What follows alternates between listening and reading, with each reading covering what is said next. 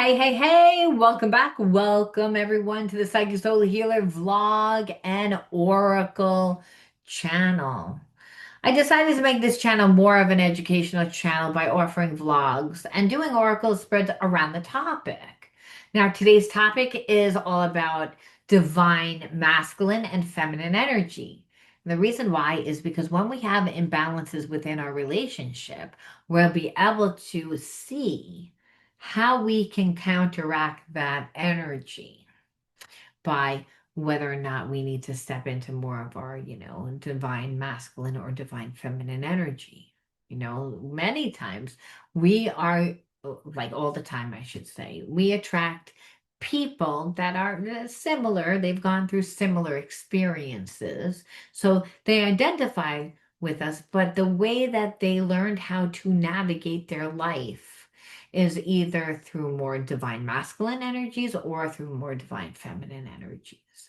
So when you meet your twin flame, that person feels like your other half because, again, they've cultivated the energies that you actually need healing in, that you need work in.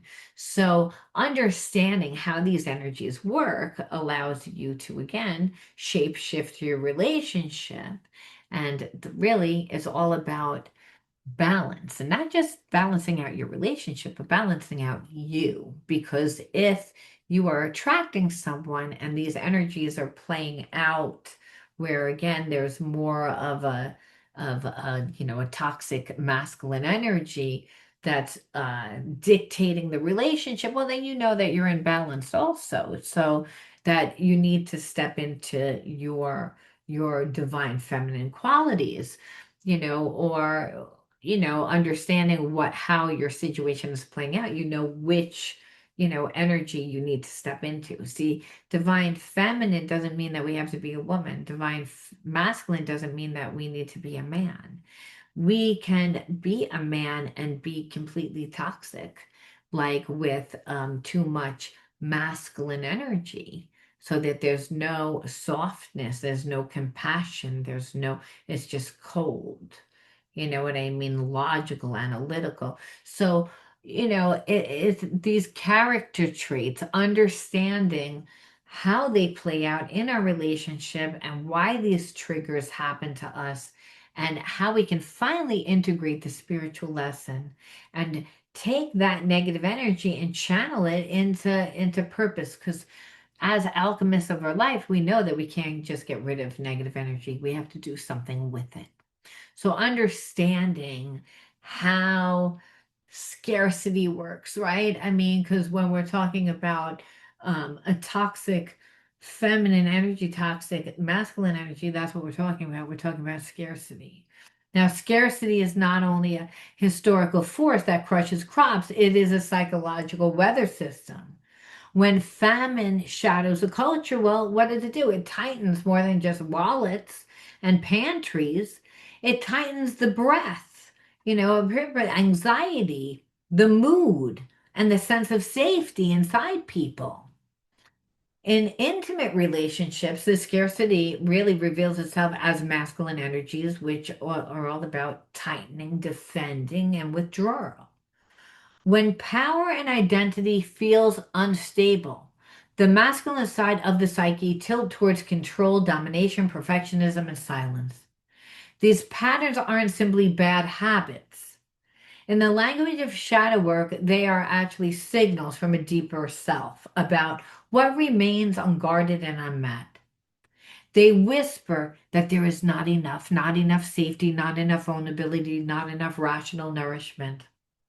The result is just an environment that feels frigid, brittle, and just prone to ruptures. Yet, famine also holds a doorway. If we approach these energies with honesty, humility, and practical care, scarcity becomes a teacher. Shadow work invites us to translate the energies of fear into a different kind of strength, steadiness that serves connection, responsibility that invites repair, and leadership that honors equality rather than supremacy.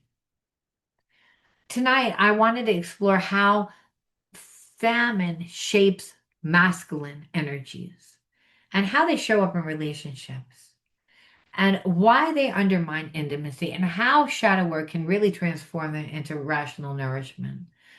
I'm going to close with just a set of oracle shadow questions designed to illuminate these patterns without shaming or blaming. Scarcity thinking sounds like a whisper. There isn't enough love. There isn't enough time. There isn't enough safety for vulnerability. When this whisper grows louder in the interior, well, it morphs into behavior that pushes others away while trying to protect oneself. The masculine archetypes long associated with protection, provision, and direction. They become a fence rather than a bridge when the inner map reads, I am not safe unless I am sufficient. In a romantic context, this can manifest as emotional hoarding, controlling behavior, shaming, hyper competitiveness, and even emotional withdrawal. The feminine energy is less about malicious intent and more about a protective mechanism, which is kind of like it gets misfired under stress. So that's always when you see people that have like an overabundance of masculine energy and not enough feminine energy, right? So there's no compassion, there's no softness. It's all about control and reaction, survival. So that protective mechanism, again, that's created from believing that one's not safe. So when you're in a relationship with someone that has too much masculine energy, intimacy is a problem, trust is a problem. The closer that you get to the person, the more that they want to pull away.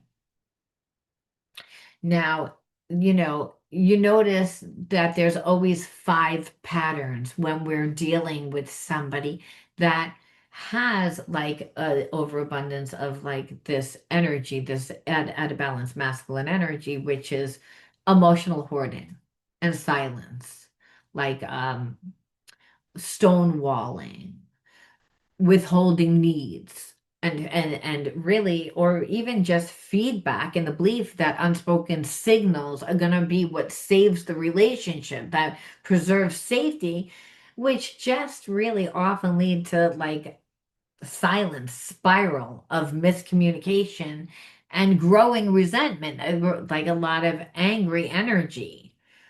So then what happens is control becomes a survival tool, tight schedules, jealousy, and mismanagement as attempts to feel anchored when vulnerability feels dangerous. Dominance and shaming, again, the control, using humor, but criticism, and certain speech to reclaim a perceived loss of power in the relationship. Hyper performance, measuring worth through achievements and possessions, which just turn relationship moments into stages for display rather than intimate connection. Projection and speculation. We always see this. Projecting threats of or just inadequacy onto a partner, creating distance and misreading that just erodes trust over time. Now, why these energies erode connection? For obvious reasons. Well, trust requires vulnerability. When scarcity thinking dominates needs or masked, and fear of exposure wins out over curiosity, intimacy, physical and emotional, shrinks when closeness feels unsafe, communication retreats into defensiveness and blame instead of listening and repair. And growth stalls when the cycles of blame just replace accountability and two people taking the time to repair the connection. Shadow work is not about eradicating traits like strength or leadership. However, you will find those traits as you continue to heal, right? Because when we integrate the spiritual blocks, Well, are reverting back to our original energy of unconditional love, and that energy is all derived from the higher states of consciousness, which is Christ consciousness. So we're talking about unconditional love, we're talking about perseverance, we're talking about courage, we're talking about strength. Again, all the higher energies, forgiveness. I mean, all these energies, which really vulnerability is at the core.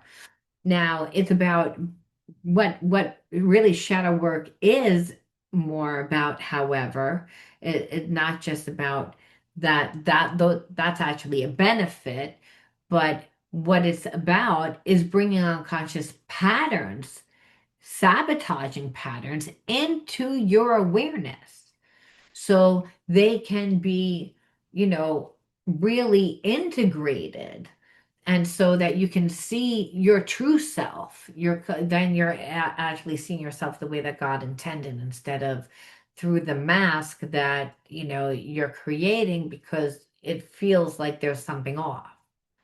Because when feminine energies are named and understood, they can actually be redirected and nourishment towards where you're depleted, because that's what it feels like when you have a spiritual block. It just feels like lack. It's not working. You can feel the energy feels heavy. You'll always want to name the scarcity, right? Recognize the fear behind controlling, withdrawing, and attacking. Naming reduces its camouflage and invites compassionate inquiry. Also, don't be afraid to own responsibility. Don't guilt yourself. Don't guilt the other person. See how your actions contribute to harm without spiraling into self judgment. Responsibility opens doors to repair. A lot of times our habits and our behaviorisms were formed in environments where, hey, we were taught by people that were imbalanced. We were in imbalanced environments. So we have to become conscious. That's what healing is. It's all about becoming aware. So we don't see how these energies would actually block us off. But again, when we don't repair it, it just kind of stays as a wound, and that wound begins to fester. So you want to invite vulnerability into, like, you know, kind of into like a safety routine, meaning you want to build agreements for safe sharing where both, you and your partner can express your needs without shaming and retaliation, because that's what normally happens when people get triggered. They shame, they blame. You want to contain your boundaries. So ritual routines and predictability, really rhythms which creates safety that counteracts chaos. Because a lot of times when we grew up in a trauma bond type of dynamic where our parents were really codependent and they were a trauma bond and they were just a horrible relationship, they they loved to hate each other. Well, remember, you were taught imbalance, you were taught wrong. So like, we don't want to recreate the chaotic environment. We want to practice active listening. And that's really where we want to start. The other person wants to feel heard. They want to feel safe to be heard, the same as you want to feel safe to be vulnerable to express your feelings. So practicing active listening, aim to understand before being understood. Reflect and validate to rebuild trust. You want to reframe your masculine energy. You want to see the masculine energy as a steadiness for protection and constructive leadership that just really serves as equality and mutual care, not dominating. Because really, that's what the divine masculine energy does. Now, a vision for nourishment. The antidote to famine in relationship is shared nourishment. Transparent conversations, accountability, and is really an ongoing practice. When masculine energies align with humility and empathy, well, it becomes a steady protective force that just invites closeness rather than, making people like conform. No one wants to conform. Everyone wants to not lose themselves. Power becomes a resource to be shared, not a weapon to be used. Now, it's all about when we are able to reframe, both partners can really draw strength, vulnerability, and resilience from the relationship itself. Now, some things that you can actually do today, like a little practice for you before we jump into the Oracle reading. You want to start with a 20-minute daily check and focus on the needs and boundaries. Don't blame. Create a need map together. List needs, assess how well they're being met, and identify small actionable changes. A lot of times people don't know what to do, so you want to, you know, maybe give suggestions. Establish a 24-hour repair window after like an argument. Apologize. Describe the impact and invite repair without defensiveness. Reframe masculine energy as consistent, persistent. Commit to showing up with steadiness, openness, and respect, even when it's uncomfortable. And believe me, it will be uncomfortable sometimes. Healing doesn't feel good. Now, that's really what's the most important. Now, I like to start with 5 oracle questions, okay? We're going to split these into 5 questions. So, in what situation do you clench your voice or retreat your energy? And what fear is driving that withdrawal? So, this is just a question, and this is to see, because this is to say, and when you're in your divine, not in your divine masculine energy, like we don't want to pull in toxic divine energy, even if we're a woman. So again, being able to communicate is really important. And if you grew up in an environment where you were taught that it wasn't safe to ask or to speak your opinion, this is this is a little challenging. You may not think it's challenging, but it is challenging. So again, there's insecurity. So to me, insecurity is held within the gut. I mean, and like that's really what it is. What any situation says, and what situations do you clench your voice? Well, anyone that makes you feel insecure is what spirit is saying. And that's where maybe someone is criticizing you, they have judgment over you. So it's again that you're insecure really when you're not don't feel strong within yourself. That's when someone can actually make you feel that way. And again, when someone's trying to, again, suppress you. So understand if you grew up in an environment where you were suppressed, and here it is, and now you're around someone that's insecure and they can't deal with any type of criticism. And so they're going to suppress you. You're not allowed to have an opinion. So you're going to hold back. So that's going to, again, that takes you out of your divine energy, because we don't want to have to retreat. We don't want to have to clench our throat. We want to be able to ask for what we need.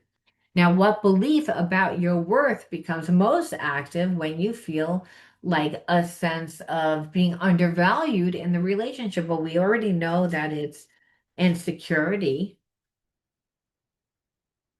but the other, like I would say, emotion, look, is rage.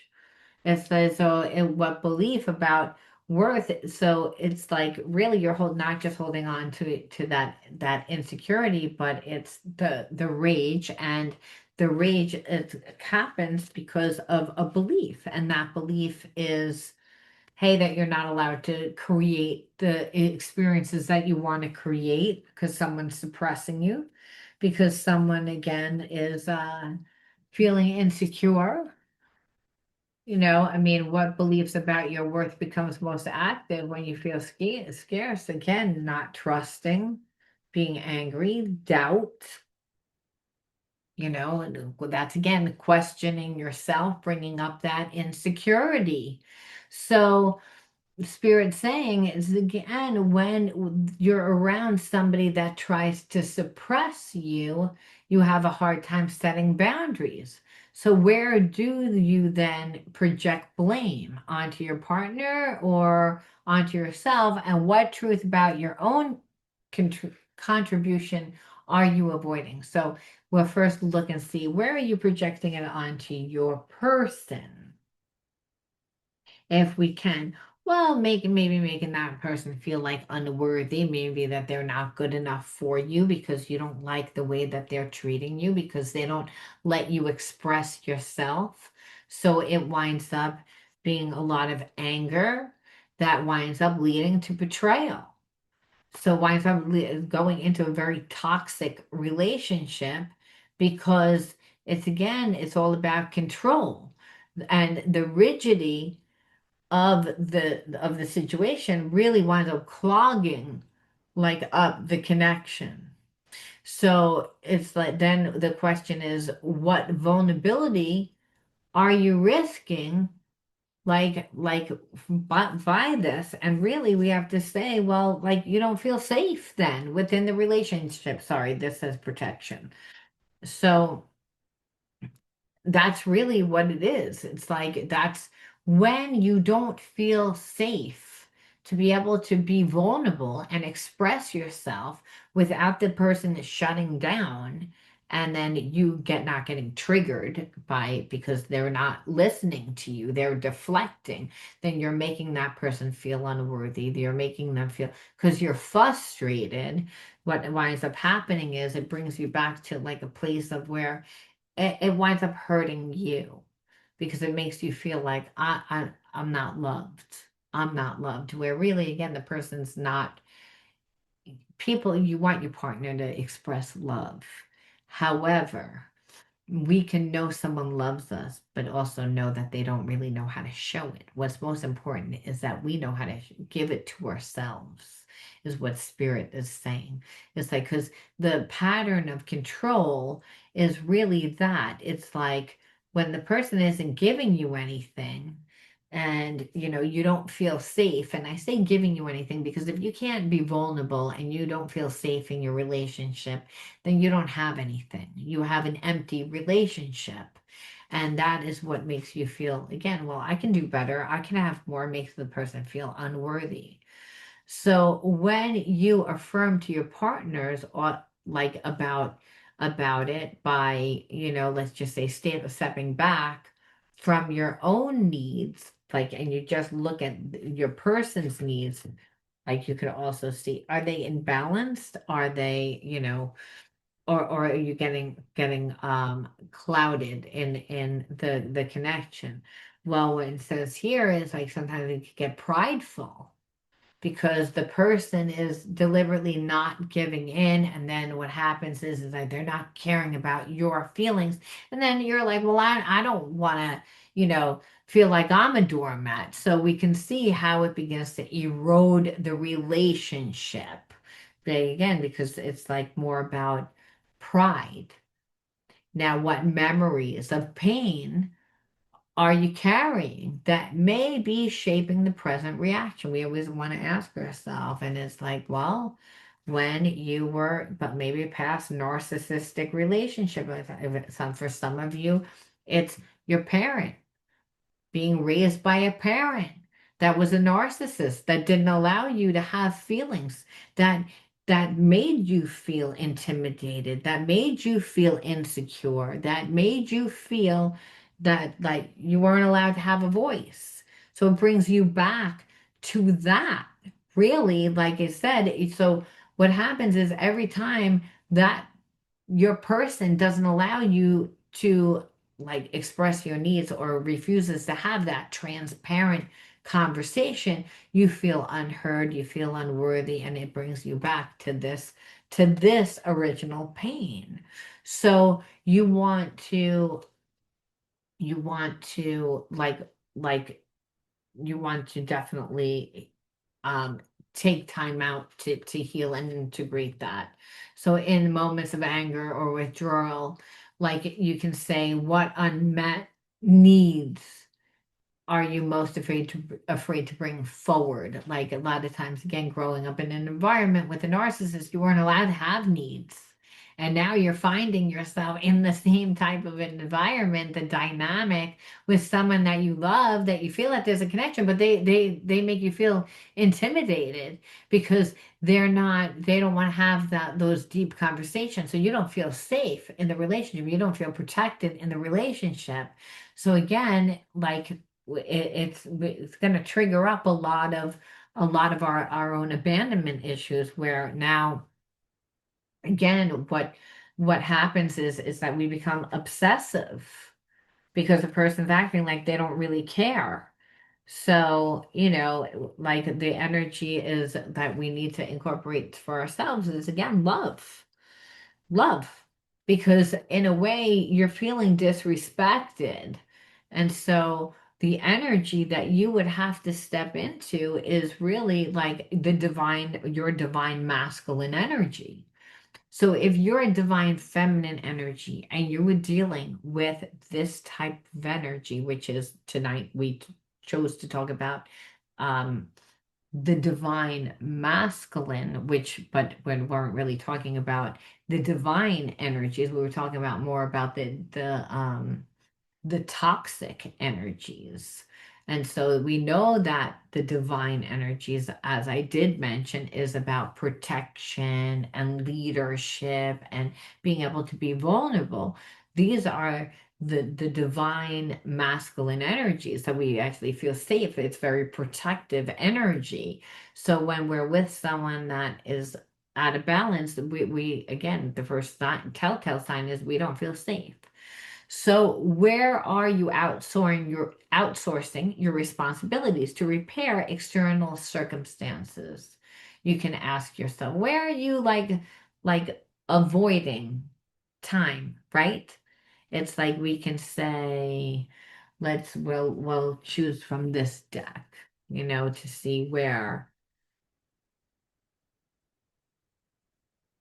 And you may be, okay, well, again, like you wind up wasting a lot of energy through being angry, right? So there's a person makes you stuck in ruminating because of the way that they're acting, because they keep you in a place of disempowerment, because they want you to conform to what they want, because their inadequacy, but it brings out your inadequacy again, when meanwhile the person is just lazy to do it. So again, there's just trust issues. So what you're doing is you need to break the family patterns again, where there's so much anxiety about like being in a strong relationship where the way the person actually shows up for you. So you actually know. And that's like I said, we can see when we're dealing with a person that has trauma because everything they hear is judgment. So they can't have a conversation. They won't allow you to have a conversation. And so, in not being able to have a conversation, there's really nothing you could do except for remove yourself. And that means, again, it brings us back to where Spirit said it's about giving yourself more love. Because anything that pushes you into a place of feeling like unworthy, right? When really this person is making you feel that way, you get frustrated and then you like want to retaliate, but it winds up, like you wind up not getting anywhere. You just wind up staying stuck to like a person that you're not going to be able to be in this energy because again, they're too busy disrespecting you because of their own, fears around intimacy and trust. And that's how you know you're dealing with a toxic divine masculine. And I say divine because it's again, we're like a toxic masculine energy. We only see the divine energies when they're in the energies of love. We all are born like in these divine energies. We grow away from ourselves. So the key is to see, why am I attracting that person into my life? And really, Spirit's saying, when you don't love yourself enough to actually have boundaries. Masculine energy is grounding, it's doing. So, a lot of times, if we have a lot of feminine energies, we need to actually incorporate more divine masculine energy. See, as to having too much divine feminine energy, well then we want to be coddled a little too much. We want to feel safe, we want to feel secure. We might be seen as needy because that we didn't get the love and the attention that we needed. So what that divine feminine energy becomes like toxic feminine energy, because again, the need to control, and then we're attracted to the energy that we need because the universe brings us what we need, which is then going to be an avoidant. And avoidant is someone that usually has too much masculine energy and it's become toxic. So again, we want to always look at these energies before we jump into a relationship. And no, again, if you're pulling someone to you that is really like toxic masculine energy, well, then we need to incorporate more masculine energy into who we are. Because, hey, that person's coming in, they want to control, they want to dictate, and really, again, so we don't want to be passive. We want to like have full control over our life. So again, paying attention to the behaviorisms and understanding why that happens. It happens again when people have trust issues and intimacy issues. They form the habits and behaviorisms, but all relationships are karmic. So you don't have to be stuck in a experience that keeps you bound to trauma. You actually can shapeshift that energy. So we're going to end off with one more card for our divine masculine topic tonight. And Spirit says, allow serenity to reign in you. The love that you have for yourself invites harmony to settle within your being. Listen to, honor, and strive to fulfill the needs of your own soul. It's all about, when you keep attracting too much like toxic masculine energy, Spirit's saying it means that you need to focus more on yourself because no one should be able to come into your life and dictate what's going to happen or be able to make you feel a certain way. But when we're dealing with that toxic masculine energy, they're all about dominance. They're all about control. So again, we want to incorporate more masculine energy, just more divine masculine energy. That could be protective. You could also, again, step into your divine feminine energy, which is to be soft, but to be strong. I mean, that's divine feminine energy. That we would counteract that toxic masculine energy, but we would also need to balance our energy out with more grounding energy, which again is masculine energy. So again, you can alchemize your life by working with the energies. So I didn't want to bombard you with too much on divine masculine and feminine. So we just decided to do divine masculine this evening. Spirit said that that would be enough for tonight. If you guys have any questions or want to know anything, please leave some comments in the comment bar. And until next time, be true to you. I'll talk to you guys soon. Bye bye.